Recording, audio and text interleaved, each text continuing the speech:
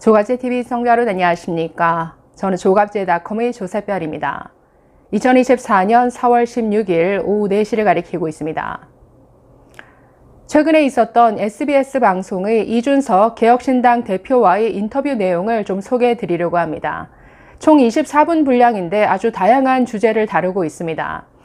현재 여의도 양당 정치를 바라보는 이준석의 시각, 그리고 또 국회에 들어가서 어떤 일을 하고 싶은지, 어떤 법안을 만들고 싶은지, 그리고 최근 총리의 홍준표를 제안했던 그 배경, 그리고 동탄 지역을 위해 하고 싶은 일 등등 아주 다양한 주제를 다루고 있습니다. 자, 이 인터뷰를 보고 있으면 이준석이라는 젊은 정치인이 얼마나 연구하고 공부했고 또 경험했는지를 아마 그대로 느끼실 수 있을 겁니다. 이준석의 실력이 이 정도였구나 라는 걸 그대로 보여주는 인터뷰였는데, 사실 이준석 하면 나이는 젊지만 이 대한민국 정치에서 정말 산전수전 다 겪은 정치인이죠. 게다가 집권 여당 대표로서 큰 선거를 3번이나 승리로 이끌었던 인물입니다. 그렇기 때문에 그의 말에는 공허한 구석이 하나도 없고 아주 알맹이로 꽉 차 있습니다. 자, 인터뷰 내용 하나씩 소개해 드리겠습니다. 자, 먼저 여의도의 양당 정치에 대해서 이런 문제 제기를 하고 있는데 한번 직접 이준석 대표의 목소리로 직접 들어보시죠. 저는 갈수록 이제 국민의힘 같은 경우에는 소위 이제 엘리트 정치인들을 위주로 돌아가는 거, 장관이나 아니면은 고위 관료를 지내는 사람들이 국회의원이 돼가지고 그들만의 사전적 지식이나 아니면은 그런 관료적 어떤 체계를 가지고 당을 이끌고 국가를 운영하는 것에서 이제는 국민들이 좀 매력도를 못 느끼는 것 같아요.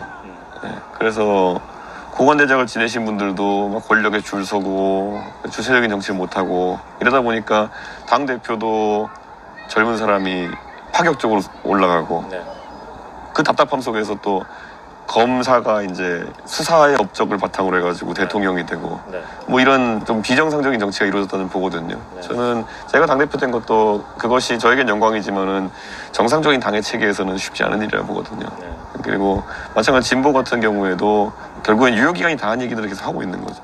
결국 민주화 투쟁의 연장선상에서 정치를 하려고 하는 것 같은데 아니거든요, 지금 그런 상황이. 네. 예, 그러다 보니까 민주당의 담론도 거대 담론보다는 그냥 뭐 복지 정책 중에서도 말초적인 것들만 건드리는 수준으로 갔으니까. 그러니까 대한민국 정치에서 담론이 사라졌어요. 그게 가장 크다 봐요. 네, 여러분 어떻게 들으셨습니까? 정말 공감이 가는 지적이죠. 우리나라 정치판에서 담론이 사라졌다. 정말 불행한 일이 아닐 수 없는데 앞으로 이준석과 개혁신당이 좀 많은 변화를 일으켜 주길 기대해 봅니다. 자, 두 번째는 기자가 이렇게 질문했습니다.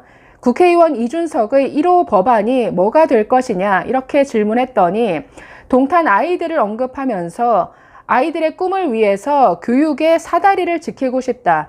자, 그래서 한국형 낙오방지법을 만들고 싶다라고 답합니다. 저는 이 부분이 참 감동적으로 들렸는데, 자, 역시 이번에도 직접 이준석의 목소리로 들어보시죠. 제가 상임위가 어디가 될지 모르겠습니다만 저희가 교섭단체가 아니다 보니까 뭐 교육위를 갔으면 좋겠죠. 동탄 지역에서 교육에 대한 관심과 기대치가 높으니까요. 아니면 교통에 대한 관심이 높으니까 국토교통 쪽으로 가도 좋죠. 근데 교육 쪽에 있어가지고는 이런 거예요. 제가 어릴 때 상계동에 자라면서 지금 이 나이대까지 오면서 좋았던 거는 위화감이 없이 자랄 수 있는 동네가 상계동이었고, 저는 동탄도 지금 비슷하다 그래요.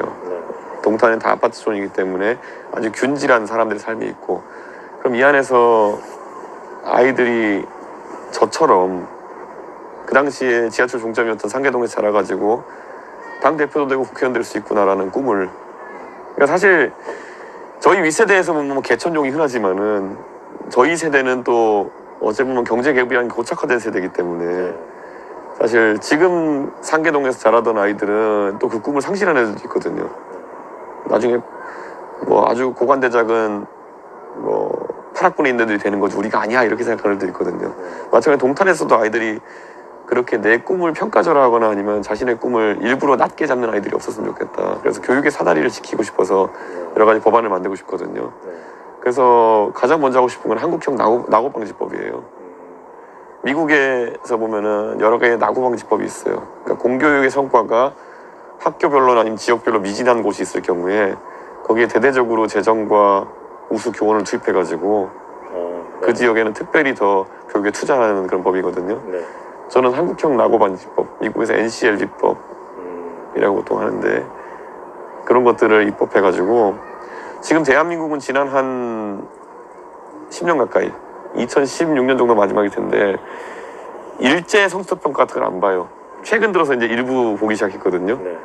근데 일제 성취도평가가 의미가 있는 이유는 학교별의 수준 편차를 볼 수가 있어요. 그래서 예를 들어 어떤 특정 지역이나 특정 학교의 수학이나 영어 실력이 굉장히 떨어진다. 그러면 거기에는 분명히 우리가 적극적으로 개입해가지고 대책을 세워야 되는 거거든요. 그래서 저는 그런 건 되게 중요하다. 우리가 수포자, 영포자 뭐 이런 얘기를 하지만은 과거 2016년까지 저희가 그 통계를 갖고 있었을 때 보면은 서울 안에서도 어떤 학교는 정원의 2%, 어떤 학교는 1% 정도가 수포자였고 강북 지역에 제가 뭐 어디 밝힌 좀 그렇지만 어디는 22%까지 나오고 30%까지 나오는 곳들이 있어요.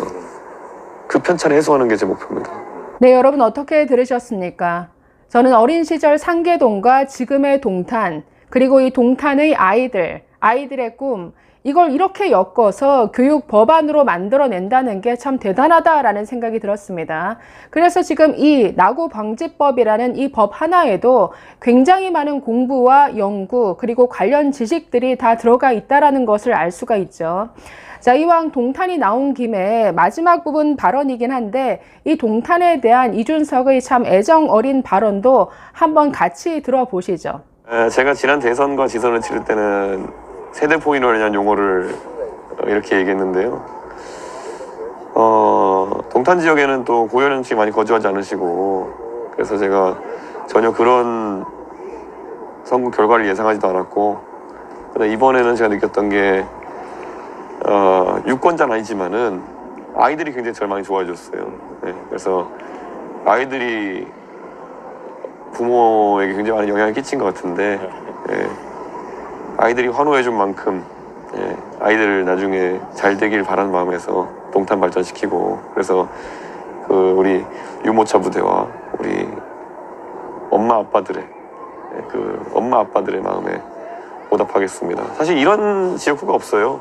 저랑 동년배의 유권자들이 굉장히 많고 그래서 사실 비슷한 문화적 정서를 가지고 있고 그리고 다들 아이를 키우면서 아이가 잘 되길 바라는 마음으로 사실 이번에도 지금 다 아이들이랑 나오신 이 동탄 지역에 대해서 제가 홍보를 하나 하자면요 굉장히 아이 키우기 좋은 동네고요 무엇보다도 이 아파트를 전부 다 2010년대 후반에 분양됐으니까요 중반에 분양됐으니까요 그 출산율 문제가 대두되면서 다자녀 특별 분양이 굉장히 영향을 많이 받은 지역이에요. 그래서 실제로 아이들이 굉장히 많고 그래서 아이를 키우고 싶으신 분이라면 오시면은 좋은 유치원, 좋은 초등학교 많이 있고 무엇보다도 제가 어릴 때 상계동에서 이제 연기 신도시인 상계동에서 다 비슷한 집들이잖아요. 20평대, 30평대 아파트 살면서 차 한 대에 부부가 애 둘 낳고 사는 이 표준화된 환경에 살아온 게 저한테는 위화감이 없어서 너무 좋았거든요. 우리 집 생활 수준이나 옆집 생활 수준이 비슷하고 그런 것처럼 동탄도 딱 그런 느낌입니다. 옆집 생활 수준, 우리 생활 수준 비슷하고 위화감 없고 당신도 광역버스 타고 출퇴근하고 나도 광역버스 타고 출퇴근하고 그래서 아이들끼리 서로 비교 안 하고 행복하게 살 수 있는 곳이기 때문에 그런 신도시의 멋을 찾아오시는 분이라면 동탄 오늘 한번 부동산 사이트에서 검색해 보셔도 될 것 같습니다. 국회의원도 이준석이고 네, 이준석의 이런 동탄 자랑을 들으면서 정말 동탄 가서 살고 싶다라는 생각까지 들었습니다. 자, 마지막으로 한국의 마크롱 얘기도 나오던데 앞으로 대통령 선거에 도전할 생각이 있느냐 기자가 이렇게 질문했습니다. 자, 그런데 여기에서의 저는 이준석 대표의 답변이 좀 의외였습니다. 저는 매우 자신 있게 답할 줄 알았는데 오히려 굉장히 조심스럽게 겸손한 자신은 아직 그럴 때가 아니다. 공부가 더 필요하다라는 답변을 내놨습니다. 저는 이게 굉장히 의외였는데 이분이 참 오히려 겸손한 사람이구나라는 생각이 들었습니다.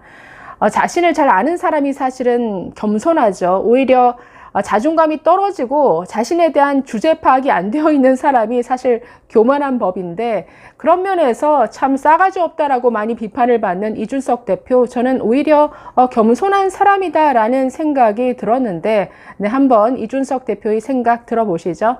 제가 원래 정치 시작하면서 박근혜 대통령을 이제 선거를 도우면서 시작했고 최근에 윤석열 대통령을 대통령 만드는 과정에 적극적으로 참여했기 때문에 제가 느끼는 게 있다면은 대통령이 되는 게 목적인 사람들이 있어요, 정치권에는.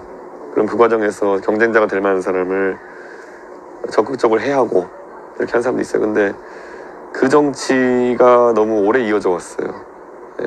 그래서 저는 대통령이 되는 것보다도 뭐 제가 정치적 술수는 아니면 정치적인 어떤 기지로 대통령이 되는 전략을 차리자면은 지금과 다른 트랙을 걸을 수 있는 방법도 있었을 거예요. 국민의힘 당내에서 어떻게 해보는 것도 있었을 테고. 근데 제가 어떤 역할을 했을 때 잘 할 수 있냐에 대한 확신이 들기 전까지는 저는 계속 공부할 생각이 있어요. 저에게 시간 여유가 있다고 생각하니까. 그래서 저는 가장 중요한 게 외교나 안보나 이런 것에 대해 가지고 제가 확고한 신념과 그리고 제 공부가 끝나야 된다고 생각해요. 물론 이걸 잘못 받아들이면 제가 그러면 지금 나와 있는 대선주들보다 외교나 안보를 모른다, 그건 아니에요. 예, 제가 웬만한 사람보다는 많이 안다고 생각해요. 그렇지만은 윤석열 대통령이 지금 외교 안보에 있어가지고 굉장히 무능한 모습 많이 보이고 있다 생각하거든요. 적어도 저는 우리나라에서 대통령이 할 수 있는 좋은 일들은 사실 국내 정치의 상당 부분 의회가 담당해야 된다고 생각하고 대통령은 외치에 있어서 성과를 내야 되는 국가 수반인데 저는 오히려 대통령이 되려는 사람은 그 외치에 있어서 자신감이 있어야 된다고 생각해요.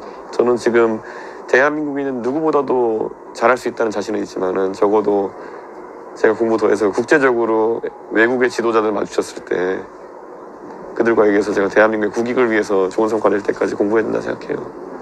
네, 여러분 여기까지만 소개해 드리겠습니다. 인터뷰 분량이 워낙 길어서 반 정도만 소개해 드린 것 같은데 더 궁금하신 분들은 SBS의 저 인터뷰 기사를 한번 찾아보시면 될 것 같습니다. 저희가 이렇게 소개해 드린 이유는 현재 보수의 미래로까지 언급이 되는 이 이준석이라는 젊은 정치인이 분명 이 대한민국 정치에 있어서 앞으로도 더 큰 중요한 축을 담당할 것이라고 보기 때문이죠. 앞으로 이 이준석이라는 정치인의 더 큰 성장을 함께 지켜보기를 기대해 봅니다. 감사합니다.